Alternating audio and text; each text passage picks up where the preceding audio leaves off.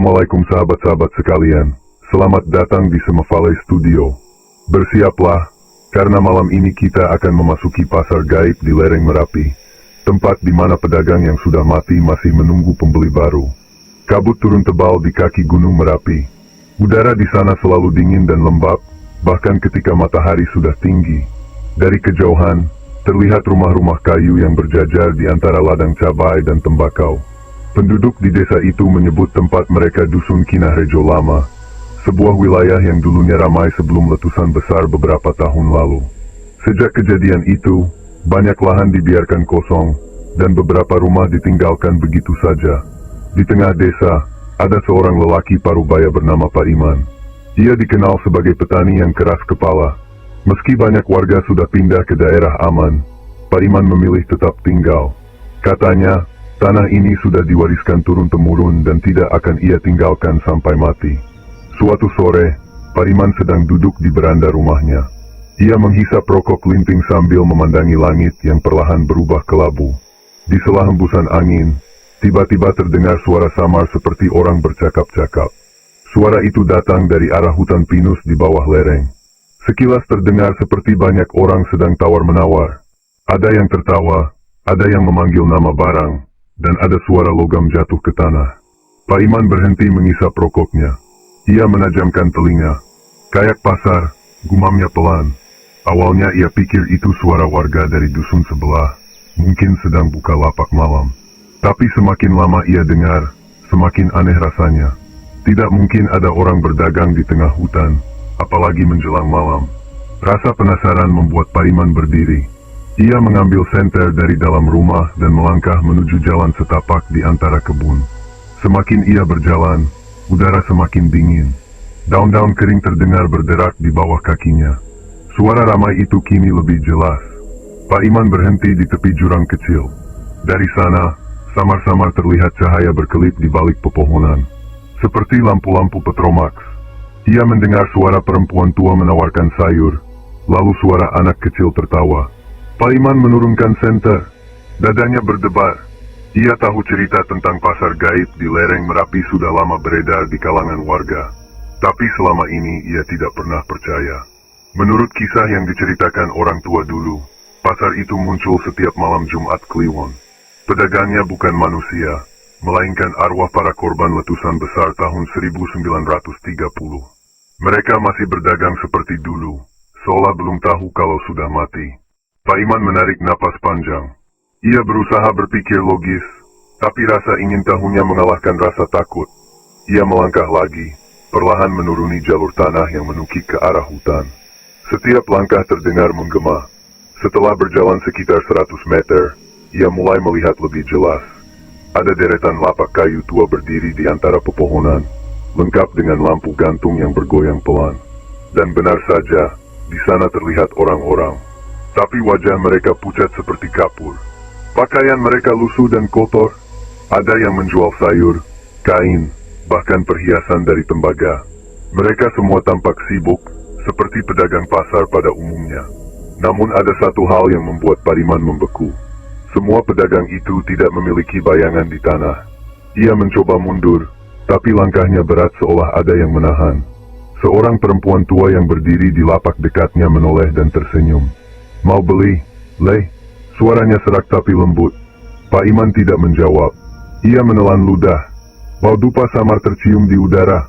Di belakang lapak, tampak seekor sapi berdiri diam. Padahal sudah tak ada peternakan di daerah itu sejak lama.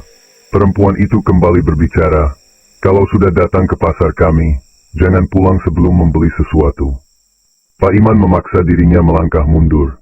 Ia memalingkan wajah dan berlari sekuat tenaga tanpa menoleh lagi. Jalan menanjak yang biasanya mudah kini terasa sangat panjang. Suara pasar di belakangnya makin keras, seperti mengejek langkahnya yang terburu-buru. Sesampainya di rumah, napasnya tersengal. Ia menutup pintu rapat-rapat dan berusaha menenangkan diri. Tapi telinganya masih menangkap suara samar.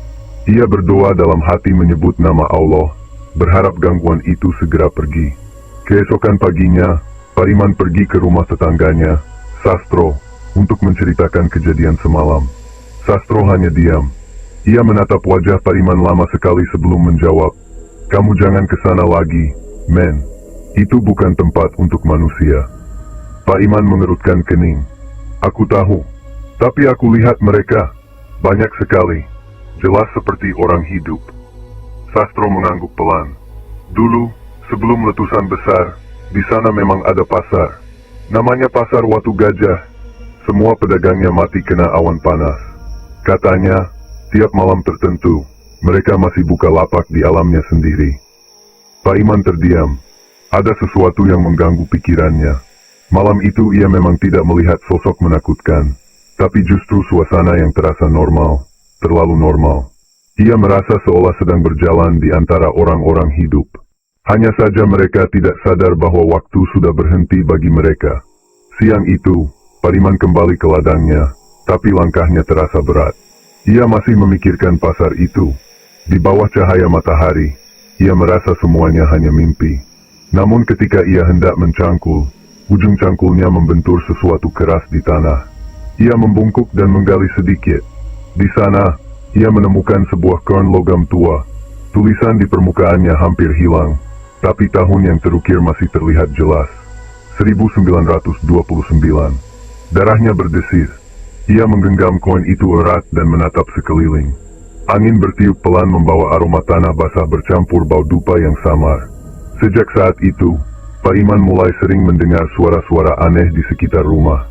Kadang terdengar langkah kaki di halaman, kadang suara perempuan menawar harga.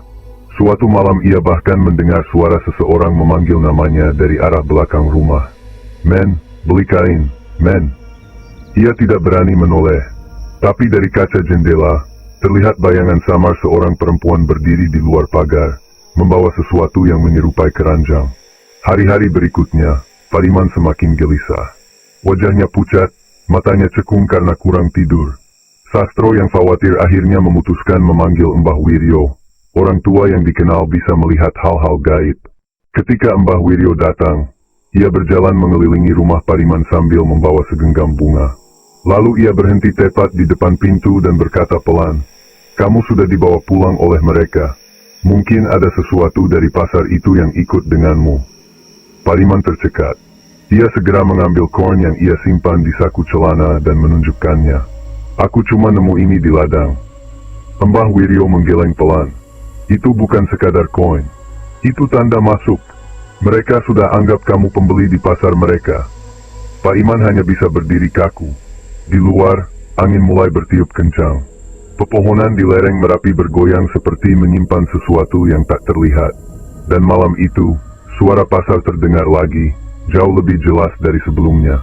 Kali ini, suara itu tidak datang dari arah hutan, tapi dari halaman rumah Pak Iman sendiri. Sejak suara pasar itu terdengar dari halaman rumahnya, hidup Pak Iman berubah total. Ia tidak bisa tidur nyenyak lagi. Setiap kali mata mulai terpejam, selalu terdengar bisikan dan langkah kaki di sekitar rumah. Kadang ada suara orang sedang menakar beras. Kadang suara logam bertubrukan seperti uang koin dilempar ke atas meja. Suara itu muncul hampir setiap malam dan selalu berhenti ketika azan subuh berkumandang dari musola bawah. Malam pertama setelah kedatangan Mbah Wiryo, Pak Iman mencoba tidur di ruang tengah sambil menyalakan lampu minyak. Ia duduk bersandar di dinding dengan mata terbuka lebar. Di luar, angin bertiup pelan, tapi tirai di jendela bergerak seperti ada orang lewat di baliknya. Ia menegakkan tubuhnya, menatap ke arah kaca jendela. Dari sana, tampak bayangan samar seseorang berdiri diam.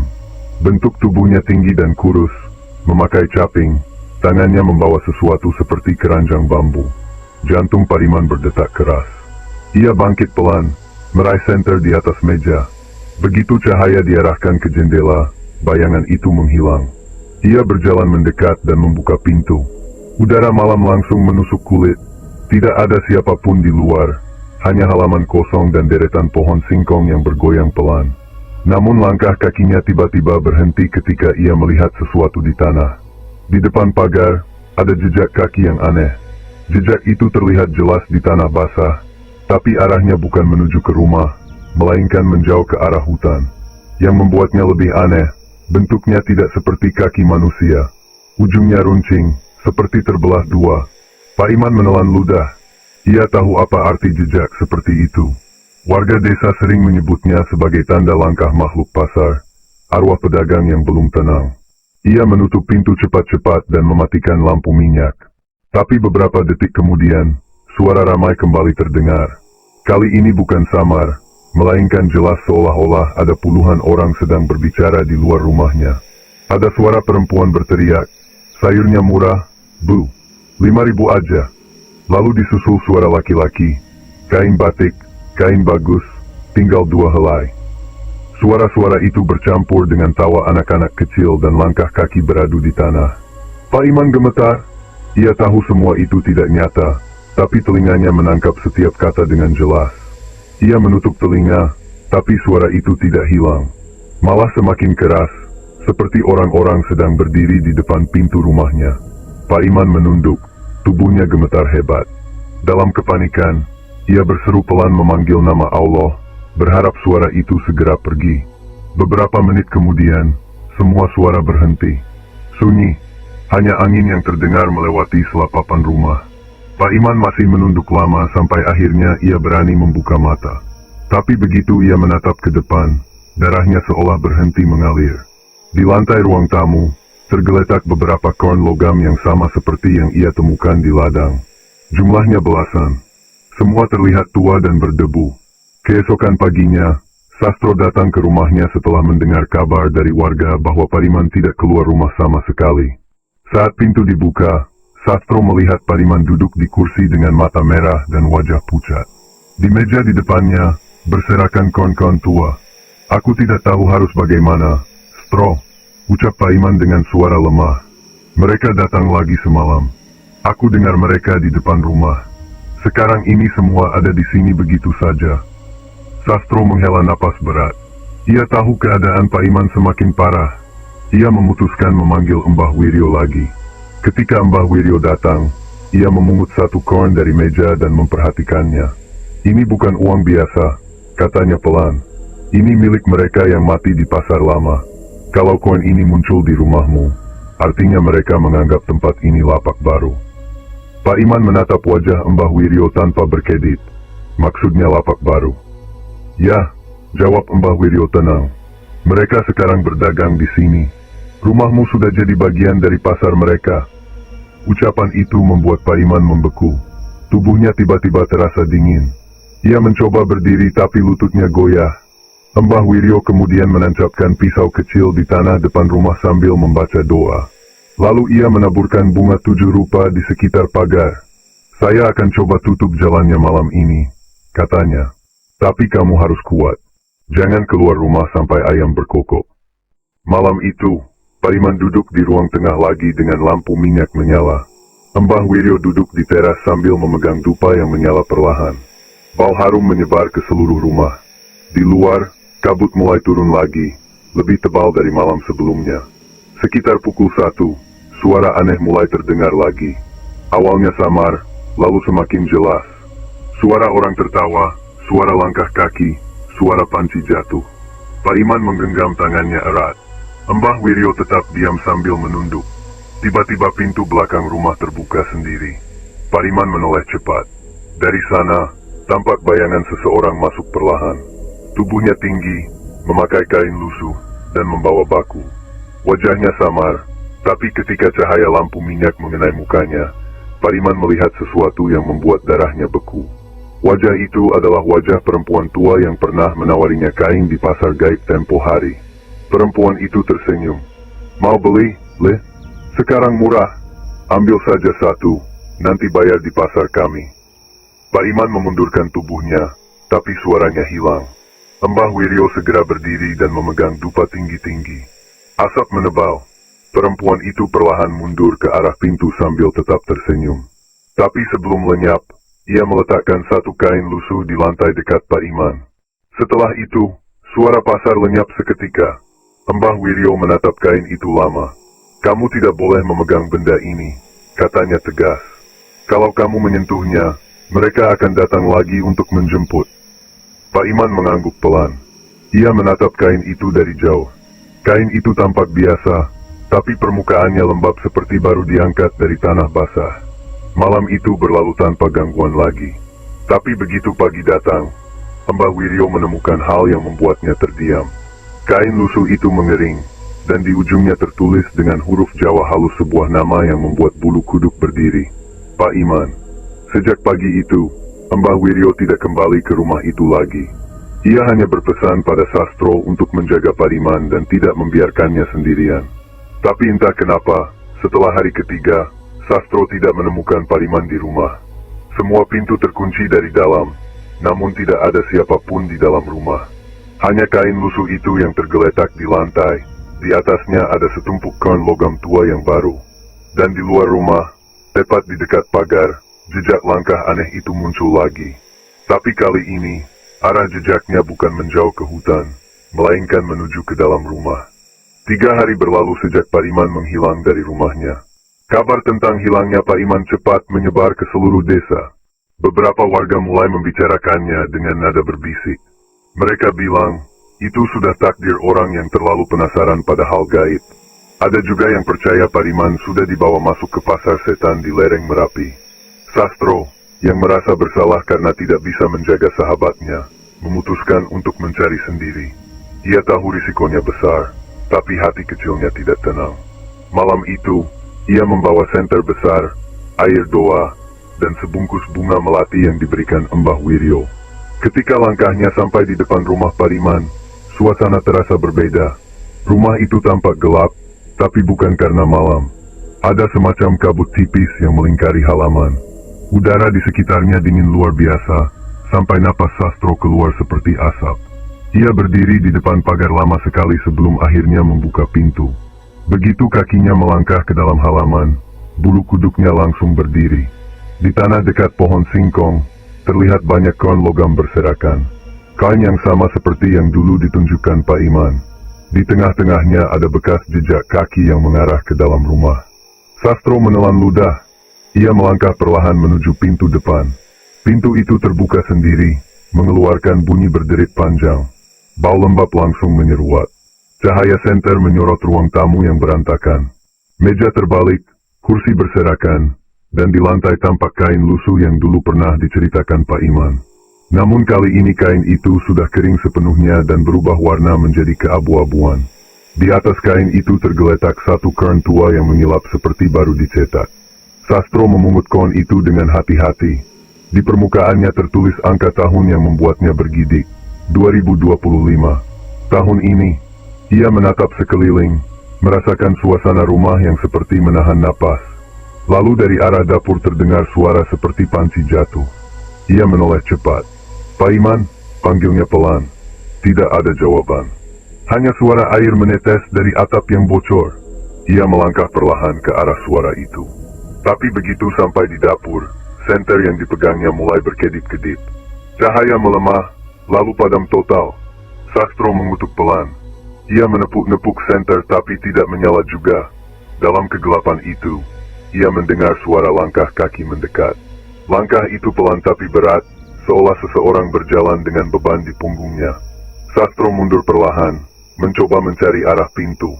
Namun sebelum ia sempat berbalik, sebuah suara perempuan tua terdengar dari dekat telinganya. Mau beli sayur, nak? Sastro membeku. Napasnya tercekat. Ia tidak berani menoleh. Dari arah belakang, terdengar suara napas panjang dan dingin menyentuh tengkuknya. Perlahan, cahaya senter menyala sendiri, tapi bukan dari tangannya. Cahaya itu berasal dari tengah ruang dapur, di mana sosok perempuan tua berdiri membawa bakul besar. Wajahnya pucat, matanya kosong, dan bibirnya tersenyum lebar menampakkan gigi hitam. Sastro mundur beberapa langkah, tapi perempuan itu tidak bergerak. Ia hanya berkata dengan suara serak, "Pasar sudah buka lagi. Kami menunggu kamu." Begitu kata terakhir terucap, suara ramai mendadak terdengar dari segala arah. Suara pedagang, tawa anak-anak, dan bunyi logam beradu kembali memenuhi rumah itu. Sastro berlari ke pintu depan, tapi langkahnya seperti menabrak udara padat. Cahaya senter berputar liar, dan dalam kilasan cahaya itu ia melihat ruangan rumah berubah. Tidak lagi terlihat perabot rumah. Yang ada sekarang adalah deretan lapak kayu dengan lentera tergantung di atasnya. Orang-orang berjalan di antara lapak itu membawa barang dagangan. Wajah mereka asing tapi sekaligus terasa familiar. Sastro menatap ke arah lapak paling ujung, dan di sana ia melihat seseorang berdiri sambil menata kain. Wajahnya tertunduk, tapi ketika ia menoleh, Sastro menjerit tanpa suara. Itu Pak Iman. Tubuhnya terlihat kurus, kulitnya pucat, tapi senyumnya sama seperti dulu. Ia memanggil Sastro dengan tangan melambai pelan. Ayo, Stro, dagang bareng aku. Ramai di sini, katanya pelan. Sastro mundur dengan tubuh gemetar. Ia mencoba berdoa dalam hati, tapi suaranya tertahan. Wajah Pariman kini tampak semakin dekat, seolah-olah jarak mereka tinggal satu langkah. Dari arah belakang, perempuan tua tadi ikut mendekat sambil membawa bakulnya. Di dalam bakul itu terlihat potongan kain, kon logam, dan benda-benda kecil yang tampak seperti tulang jari manusia. Tiba-tiba semua suara hilang. Lampu senter padam. Gelap total. Hanya terdengar satu kalimat pelan di telinga Sastro. Kalau sudah datang ke pasar kami, jangan pulang tanpa membeli. Setelah itu, semuanya sunyi. Pagi harinya, beberapa warga menemukan rumah Pariman dalam keadaan terbuka. Tidak ada siapapun di dalam, tapi mereka menemukan dua pasang sandal di dekat pintu. Satu milik Pariman dan satu lagi milik Sastro. Di atas meja, terdapat dua gelas kopi yang masih hangat, seolah baru saja diminum. Mbah Wiryo datang beberapa jam kemudian. Ia berjalan mengelilingi rumah, lalu berhenti di depan pintu dapur. Di sana, tanah tampak baru digali. Ia berjongkok dan mulai membersihkan permukaannya. Tak lama kemudian, sesuatu berkilat di bawah sinar matahari. Ia mengangkatnya perlahan. Itu koin tua, tapi kali ini bukan hanya satu. Ada dua koin, masing-masing bertuliskan nama di pinggirannya. Yang satu bertuliskan Pariman, dan yang satu lagi Sastro. Mbah Wiryo menatap koin itu lama. Ia tahu apa artinya. Mereka berdua sudah menjadi bagian dari pasar itu. Tanpa berkata apa-apa, ia menutup lubang tanah itu kembali dan meninggalkan rumah perlahan. Sejak hari itu, warga desa sepakat untuk tidak lagi melewati rumah Pariman, terutama saat malam tiba. Tapi anehnya, setiap malam Jumat Kliwon, dari arah rumah itu selalu terdengar suara ramai seperti pasar. Ada suara orang tertawa, suara logam jatuh, dan samar-samar terdengar seseorang memanggil. Sayur murah, kain bagus, jangan lupa beli. Dan di antara suara itu, ada dua suara laki-laki yang terdengar paling jelas, seolah baru saja bergabung dengan pedagang lain. Suara yang sangat dikenali warga desa. Suara Pak Iman dan Sastro. Setelah hilangnya Pak Iman dan Sastro, desas-desus tentang pasar gaib di lereng Merapi semakin kuat. Warga desa tidak lagi berani mendekat ke arah rumah lama Pak Iman. Beberapa orang bahkan mengaku mendengar suara ramai seperti orang berdagang meski matahari sudah tinggi. Suara yang terdengar begitu nyata seakan ada pasar hidup di tengah desa. Tetapi tidak semua orang percaya. Beberapa pemuda yang penasaran memutuskan untuk melihat sendiri. Mereka membawa senter, sepeda motor, dan beberapa botol air doa yang dibeli dari Mbah Wiryo. Salah satu dari mereka, Jaka, paling nekat. Ia selalu mengatakan, kalau cuma cerita orang tua, pasti nyata tidaknya harus dicoba sendiri. Malam itu, mereka mendekati rumah Pariman. Kabut turun tebal, menutupi jalan setapak. Suara serak perempuan tua terdengar dari arah pohon singkong. Mau beli sayur, Nak? Pemuda itu berhenti. Jantungnya berdetak cepat. Mereka menyalakan senter. Rumah Pariman tampak biasa saja, tapi udara di sekitarnya begitu dingin dan berat. Angin malam membawa aroma tanah basah bercampur bau dupa yang familiar. Ketika Jaka melangkah lebih dekat ke pintu depan, suara ramai terdengar semakin jelas. Kali ini bukan sekadar suara bisik atau langkah kaki, tapi suara tawar-menawar, tawa anak-anak, suara logam beradu, bahkan teriakan seorang pedagang yang terdengar cemas. Pemuda-pemuda itu menatap satu sama lain. Ini, seriusan pasar beneran atau cuma halusinasi kita? Bisik salah satu dari mereka. Jaka tidak menjawab. Ia terus berjalan menuju rumah. Begitu melangkah masuk halaman, pandangannya berubah. Rumah Pariman yang biasa tampak sepi kini berubah menjadi deretan lapak kayu tua, lengkap dengan lentera yang bergoyang pelan. Bau sayur, rempah, dan keringat manusia bercampur di udara. Orang-orang bergerak di antara lapak itu. Sebagian tampak tua, sebagian muda, tapi semua wajah pucat dan senyum mereka menakutkan. Jaka menelan ludah. Di lapak paling ujung, ia melihat seseorang berdiri menata kain. Tubuhnya tinggi dan kurus, tetapi wajahnya tidak terlihat jelas. Sesaat kemudian, orang itu menoleh. Wajahnya pucat, matanya kosong, dan senyum lebar menghiasi bibirnya. Jaka kaget karena ia melihat sosok itu familiar. Itu Pak Iman.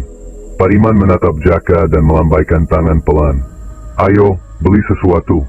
Ramai di sini." Jaka ingin mundur, tapi tubuhnya terasa berat. Ia tidak bisa bergerak. Dari arah belakang, terdengar suara perempuan tua membawa bakul. Dari bakul itu terlihat kain lusuh, kain logam, bahkan beberapa benda kecil yang tampak menyeramkan. Suara pedagang lain mulai terdengar. "Kain bagus, sayur murah, ambil saja dulu. Uang logamnya cukup, jangan lupa bayar nanti." Jaka melihat sekeliling. Di setiap lapak ada orang-orang yang tampak normal, tetapi tidak memiliki bayangan di tanah. Mereka bergerak seperti hidup, tertawa, dan menawarkan barang dagangan. Tidak ada yang menyadari Jaka berdiri di sana. Semua tetap fokus pada pekerjaannya. Hatinya berdegup kencang. Ia tahu pasar ini bukan tempat manusia. Ia merasakan energi asing dan berat yang membuat tubuhnya lemah. Tetapi rasa penasaran membuatnya tetap berdiri. Ia melangkah mendekati lapak Pak Iman. Tubuhnya gemetar hebat, tapi matanya tidak bisa berpaling. Pak Iman tersenyum. "Kalau mau, ambil saja kain ini. Murah, tapi harus hati-hati. Kalau tersentuh, kamu akan ikut dagang di sini selamanya." Jaka mundur beberapa langkah. Ia menyadari semua benda yang ada di lapak. Kain, sayur, tidak bisa disentuh. Sekali disentuh, mungkin mereka akan ditarik ke dalam pasar gaib itu. Tiba-tiba, seorang pedagang lain berdiri di depan Jaka. Tubuhnya kurus, pakaiannya lusuh, dan wajahnya pucat. Ia memandang Jaka panjang. "Sudah datang, nak. Tapi jangan coba-coba kabur. Pasar ini tidak pernah tutup. Siapa yang masuk, harus tetap di sini sampai mereka mau melepaskanmu." Jaka gemetar. Ia ingin berteriak, tapi suaranya tertahan di tenggorokan. Seluruh tubuhnya terasa berat dan seakan menempel di tanah. Ia mundur perlahan, tapi setiap langkah terasa seperti menabrak sesuatu yang tak terlihat. Lampu lentera di atas lapak bergetar. Semua orang di pasar berhenti sebentar, lalu menatap ke arah Jaka. Suasana menjadi hening, hanya terdengar suara angin. Jaka menunduk, napasnya tersengal. Di salah satu sudut pasar, ia melihat sosok lain. Itu Sastro. Tubuhnya pucat, mata kosong, tapi tersenyum menatap Jaka. Ia mengangkat tangan pelan, seolah menyuruh Jaka bergabung. Jaka menyadari satu hal yang membuat bulu kuduk berdiri. Pasar ini tidak pernah tutup. Setiap malam, ada orang baru yang datang, dan mereka akan menjadi bagian dari pasar selamanya. Ia menyadari betapa berbahayanya berada di sini. Sekali langkahnya salah, ia bisa kehilangan diri sendiri. Ia menutup mata dan berdoa sekuat tenaga menyebut nama Allah. Saat membuka mata, pasar itu masih ada, tetapi dari arah luar terdengar suara ribut anak-anak desa yang mencari jalan pulang. Perlahan, kabut mulai menebal dan cahaya lentera memudar. Satu suara terakhir terdengar di telinga Jaka. "Kalau sudah datang ke pasar kami, jangan pulang tanpa membeli." Jaka menjerit pelan dan berlari keluar. Begitu ia menembus kabut, semua suara hilang. Rumah Pak Iman tampak kosong seperti biasa. Namun koin dan kain lusuh yang tersisa di tanah membuatnya tersadar bahwa pasar itu nyata. Pasar itu ada, berdagang setiap malam, dan tidak pernah tutup. Setelah malam itu, Jaka tidak pernah bisa melupakan pemandangan pasar gaib itu. Ia sering mendengar suara pasar dari jauh, bahkan ketika berada di desa lain. Kadang suara itu memanggil namanya, seolah mengundang untuk kembali. Beberapa warga yang mencoba mendekat juga mengalami hal serupa. Mereka melihat bayangan, mendengar suara tawar-menawar, dan merasakan kehadiran sesuatu yang berat dan dingin. Tidak ada yang berani terlalu dekat. Semua sepakat untuk menyingkir, tetapi rasa penasaran tetap ada di hati mereka. Pasar itu tetap hidup, di mana waktu berhenti bagi para pedagangnya, dan setiap orang yang datang bisa saja menjadi bagian dari pasar yang tidak pernah tutup. Malam semakin pekat. Kabut menebal di lereng Merapi hingga jarak pandang hanya beberapa meter. Suara hewan malam terdengar samar, Tapi yang paling jelas adalah suara langkah kaki yang berat dan suara tawar-menawar dari arah rumah Pariman lama. Jaka tidak pernah bisa melupakan malam itu. Ia merasa pasar gaib itu tidak akan pernah pergi. Meski ia menjauh ratusan meter dari rumah, suara pedagang dan anak-anak yang tertawa masih terdengar, seperti memanggil namanya. Beberapa minggu kemudian, seorang pemuda lain, bernama Darto, memutuskan untuk melihat sendiri. Darto dikenal nekat dan suka tantangan. Ia membawa tas ransel berisi lampu senter, minyak, dan segenggam bunga dari Mbah Wiryo. Tujuannya satu, membuktikan kebenaran cerita pasar gaib yang menghilangkan Pariman dan Sastro. Darto menuruni jalan setapak menuju rumah Pariman. Kabut semakin tebal, udara dingin menusuk kulitnya. Sesampainya di depan rumah, ia terdiam. Halaman rumah tampak kosong, tapi ada aroma tanah basah bercampur dupa yang samar. Dari kejauhan, terdengar suara seorang perempuan tua menawar barang. Sayur murah, nak, ambil saja satu. Darto menghela napas dan melangkah perlahan. Begitu ia membuka pintu halaman, semuanya berubah. Rumah tampak seperti pasar. Deretan lapak kayu berdiri di antara pepohonan. Lentera tergantung di atas masing-masing lapak, menebarkan cahaya redup. Orang-orang bergerak sibuk, menawarkan dagangan mereka. Darto menelan ludah. Ia melihat seorang laki-laki berdiri di lapak paling ujung, menata kain lusuh. Tubuhnya kurus dan pucat. Wajahnya familiar. Itu Pariman. Sedangkan di lapak lain, sosok Sastro terlihat menawar kain dan koin logam kepada pembeli yang tidak terlihat jelas. Darto merasa seluruh tubuhnya berat. Ia ingin mundur, tapi langkahnya terasa tertahan. Dari arah belakang, terdengar suara perempuan tua membawa bakul besar. Bau tanah basah dan dupa semakin kuat. Suara perempuan itu serak. Kalau mau beli, ambil saja. Tapi jangan menolak, nak. Darto mundur beberapa langkah. Suara tawar-menawar lain mulai terdengar semakin keras. Orang-orang di pasar berhenti sebentar dan menatap ke arahnya. Mata mereka kosong, senyum mereka menakutkan, tapi tetap hangat seperti pedagang biasa. Darto menelan ludah. Ia sadar satu hal. Pasar ini tidak menawarkan barang biasa. Setiap kali seseorang mendekat dan menyentuh dagangan, mereka akan menjadi bagian dari pasar. Tidak ada jalan keluar. Tiba-tiba, Pariman melangkah mendekat. Suara tawar-menawarnya lembut, tapi ada ancaman tersembunyi. Nak, ambil satu kain ini. Murah, tapi kalau menolak, kamu akan tetap tinggal di sini selamanya. Darto menatap kain itu dari jauh. Permukaannya lembab dan dingin. Ia tahu, ini adalah tawaran yang mematikan. Sekali disentuh, ia bisa kehilangan dirinya seperti Pariman dan Sastro. Ia mundur, mencoba berdoa menyebut nama Allah. Tapi suara pasar semakin keras, seakan menekannya dari segala arah. Dari sudut lapak lain, seorang pedagang menatapnya sambil mengangkat tangan, seolah menyuruh Darto datang. Pasar ini menunggu. Nak, jangan diam saja. Darto panik. Ia berbalik untuk kabur, tapi langkahnya tertahan lagi. Semua jalan tampak berubah, seperti labirin. Setiap kali ia menoleh ke belakang, ada bayangan samar mengikuti. Ia mencoba berteriak, tapi suaranya teredam. Di antara gelap dan kabut, ia melihat sekumpulan pedagang mendekat pelan. Mereka membawa bakul, kain, sayur, dan koin logam tua. Senyum mereka tetap menakutkan tapi memaksa. Darto sadar, satu langkah salah saja, ia akan menjadi bagian dari pasar itu.